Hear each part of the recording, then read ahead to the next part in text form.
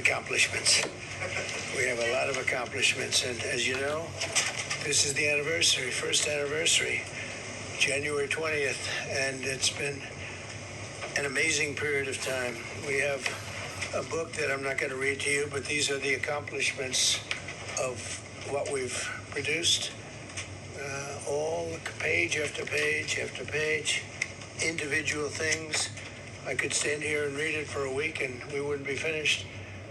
But we've done more than any other administration has done by far in terms of military, in terms of ending wars, in terms of completing wars. Nobody's really seen very much like it. I think it's appropriate that because Minnesota is so much in the fray, and I say to my people all the time, and they're so busy doing other things, they don't say it like they should. They're apprehending murderers and drug dealers and a lot of bad people, and these are just some of the more recent ones that we have, and I can show you some of the people, vicious, many of them murderers. These are all out of Minnesota, just Minnesota. I say, why don't you talk about that more? Because people don't know. Do you want to live with these people? International murder. These are people that are living, they're apprehended and either put in jails in their country from where they came, and the countries respect us, and so they actually put them there. In the old days, they didn't respect our country. Biden wouldn't do this because he let them all in. You know, if you didn't have open border policies of Biden, none of this, all of the things that all of the time that we spend talking about Minnesota and everything else, most of them are coming from out of the country. And it's been caused by a previous administration. Look at this, one after one. Boy, these are rough characters. These are all criminal, illegal aliens that, in many cases, they're murderers, they're drug lords, drug dealers, they're the mentally insane. There's some of them who are brutal killers, they're mentally insane. They're killers, but they're insane. These are just in Minnesota. California, it's worse. In other states, it's worse. No, Minnesota, the crime is incredible. The financial crimes are incredible. And the problem is because of the agitators and insurrectionists, whatever you want, troublemakers, but they're paid agitators and insurrectionists. Nobody talks about the fact that $19 billion at a minimum is missing in Minnesota, given to a large degree by Somalians. They've taken it. Somalians, can you imagine? And they don't do it. A lot of very low IQ people, they don't do it. Other people work it out, and they get them money, and they go out and buy Mercedes-Benzes, and they come from here, they have no money. They never had money, they never had a life, they never had a government, they never had a country. Because there's basically no country. Somalia is not even a country. They don't have anything that resembles a country. And if it is a country, it's considered just about the worst in the world. They come here, they become rich, and they don't have a job. I was told that Ilhan Omar is worth $30 million. She never had a job. She's a crooked congressman. So here is another one. And I have, oh, by the way, we just took out, that's what, these are all what ICE is doing. And it's a dangerous job. These are rough people. Weapons. This one here is very bad.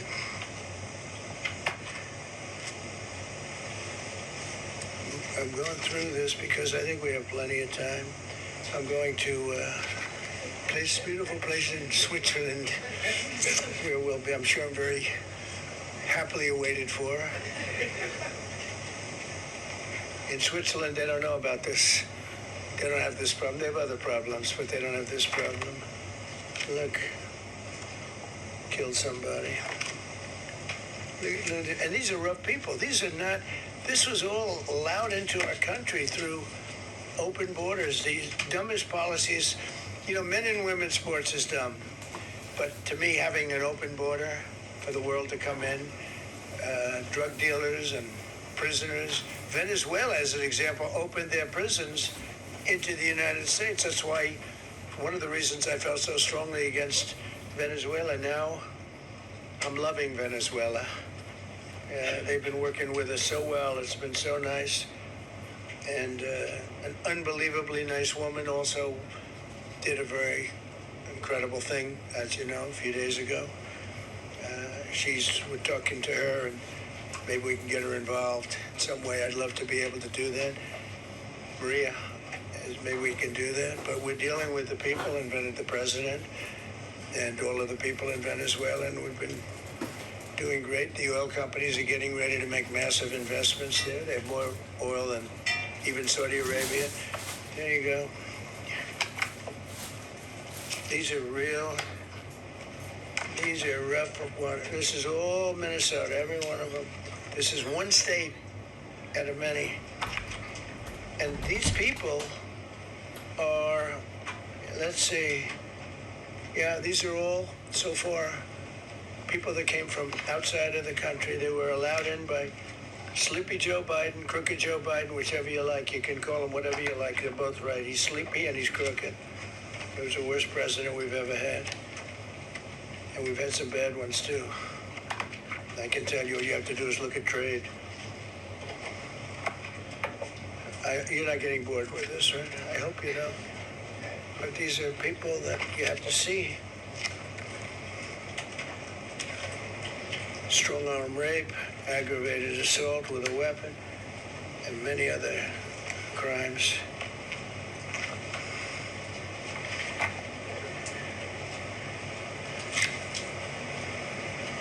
Gang member, known as one of the toughest people around. These are tough people. So this is what the people are trying to protect, because all ICE wants to do is get them out of our country, bring them to prisons and jails and mental institutions from where they came. That's all they want to do. They're patriots, and they have to be abused by guys like Don Lemon, who's a loser, lightweight. I saw him the way he walked in that church. It was terrible. I have such respect for that pastor. He was so calm. He was so nice. He was just accosted. What they did in that church was horrible yesterday. Look at this. 24 convictions. 24 times convicted. They're not charges. These are convictions. So he comes from outside the country. Do you think he's going to be good here? He's convicted 24 times. He's going to be good here, right? It doesn't work that way. He's a man murderer. One of many. One of many. All they want to do is get him out. They want to take him out of our country. And we're met with paid agitators and insurrectionists, troublemakers. They're paid. You know, when the woman was shot, I felt terribly about that. And I understand both sides of it. But when she was shot, there was another woman that was screaming shame. Shame, shame, shame, right? You saw it. So loud. It was like a professional opera singer. She was so loud and so professional. She wasn't a woman that was hurt, like, oh, my heart's injured. She was a professional. She's shame, shame. She's screaming, shame, shame. I said, that's not a normal person. That's a professional. These are professional agitators and professional people that want to see our country do badly. But that's not happening because we have the hottest country anywhere in the world, despite this stuff. Look at this.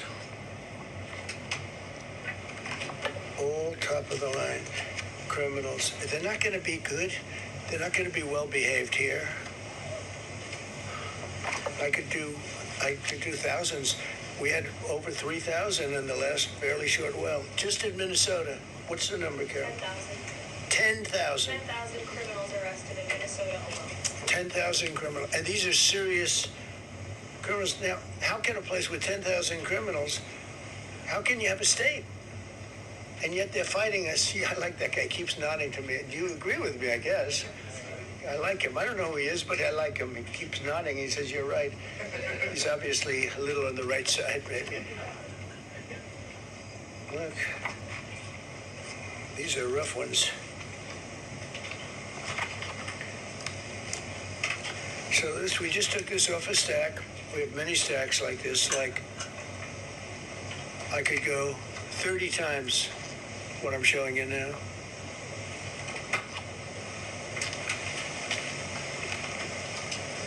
Relations with Hezbollah, that's nice. Why do we allow them in our country?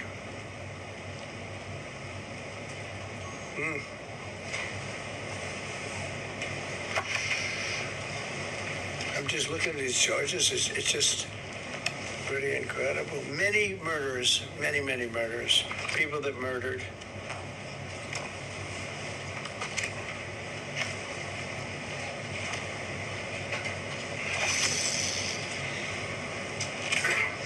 So what ICE does, and Border Patrol is incredible too. I mean, Paul Perez and that group is incredible. Mostly Hispanic, by the way. They're like 60% Hispanic. You know, they talk about Hispanic. They're mostly Hispanic, right? And they're unbelievable people. And then they say, oh, we discriminate against. I love Hispanic. They are unbelievable. Entrepreneurial. They have everything. I did great. I did the highest. Nobody ever got numbers like I got from the standpoint of being a Republican. But even if you look at Texas, I won the entire border along Texas, between Texas and Mexico. It never happened before. Nobody's ever done that before. I did it. As a Republican, I did it. I love the Hispanic. And they accuse us of all sorts of things. 60% of the people we're talking about, they're the best people we have, and they're Hispanic. The Border Patrol is largely Hispanic. ICE is largely Hispanic. They're unbelievable people. I don't know how they can take the abuse. They're taking rough people like this, like all of them. We have 10,000 at least. I could have done 10,000 of them. You're lucky I only did like 100. And this isn't even the worst of the group. They have murderers. They have some people we can't use their picture for legal reasons, but they're up for murder in their own country. And we jeopardize their case. When we send them back and we coordinate with other countries. A tremendous amount of work. All allowed in here by an open border policy of the worst president in the history of our country. A man that didn't win the election, by the way, it's a rigged election. Everybody knows that now. And by the way, numbers are coming out that show it even more plainly. We caught him. So I just want you to know that it's a terrible thing. Here's the book on accomplishments. And this is something, I'm glad my finger wasn't in that sucker. That could have done some damage, but you know what? I wouldn't have shown the pain. I would have gone back. What, did you hear that? That was nasty. But I would not have shown the pain. I would have acted like nothing happened as my finger fell off. That was a nasty, I think somebody did that. It was him. It was my man. How were you? You didn't do it. I know you did. I know you did. So, but here's the book. These are all things we have. I'm going to read a few of the samples, but look at this. These are all, each line is something that we did. Nobody did that before. And it's big stuff, too. Look, we have the hottest country in the world. So, I will read you a few. We ended Biden's stagflation. We were in stagflation. That's a disaster. That's far worse than inflation. As you know, he had the biggest inflation in the history of our country. They say 48 years. Pick your choice. But they had the biggest inflation in the history of our country. We have it right down to a normal number now. We're going to get it even a little bit lower. Created super high. What we've done with growth is incredible. We created super high economic growth, and America is booming. It's booming. There are thousands of businesses right now that are being built. Many of the biggest factories in the world are being built right in our country. They're not going to other countries. They're leaving other countries. Fourth quarter GDP is on track to pass perhaps much more than 5% growth, and that's despite the fact that we had a Democrat shutdown. They shut down our country, and we had 5%. Nobody in this room has ever heard about 5%. I think it could be 20% if we do it right. If we don't, every time we have good numbers, they raise interest rates. You shouldn't. In the old days, if you had good numbers, they'd lower interest rates, or they wouldn't do anything. Here, they try and kill it. They always try and kill success. Over the last 20, 25 years, that's the way. In the old days, if you had good numbers, the market would go through the roof. Today, if you have good numbers, the market goes down. But by the way, we've had the best stock market in history, the best 401ks in history, and we inherited a mess. The numbers that we inherited were way up, and now we brought them, almost all of them, way down. We brought them way down. I mean, I'm not getting, maybe I have the bad public relations people, but we're not getting it across. We inherited high numbers, and we brought them way down. And look at gasoline. They have places in the country now, $1.99 a gallon. $1.99, $2.30, $2.50. I guess the average now they're saying is $2.31. I mean, he was at $4.50 and $5 for periods of time. And he went back to the Trump formula, but he didn't do it properly, and he really went back to parts of it because you would have had $8 gasoline if they didn't. But he didn't do it properly. He had people that didn't know what they were doing. Core inflation for the last 3 months is 1.6%. 1.6. Their core inflation was so high that nobody could even calculate it. Under Biden, real incomes declined $3,000. Think of that, $3,000. That's a year. In 12 months, Trump real incomes went up by $2,000 and $3,000 and even in some cases $5,000.